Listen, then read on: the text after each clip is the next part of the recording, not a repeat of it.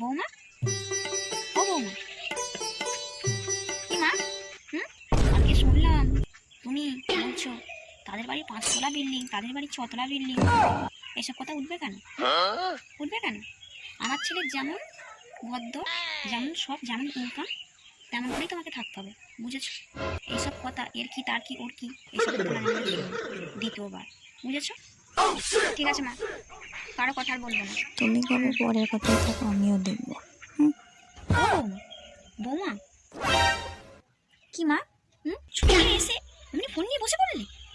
তাড়াতাড়ি করে যা করে নাতাটা দিয়ে পাশের বাড়ি বউটা যে দেখে আসো, রান্না বান্না কত ভালো, আইসক্রিম তৈরি করছে, আর তুমি ঘরের পাশে এসে ঘেসতে পারবে না?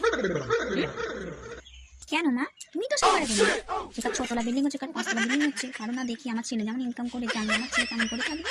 তুমি আজ বলছো কেন এর বউ আইসক্রিম তৈরি করে খেয়ে তার ননে যে জুতো ধুয়ে দেয়, কত কথা আমার কাছে বলছো কেন? তুমি তাহলে পরের কথাই আছে।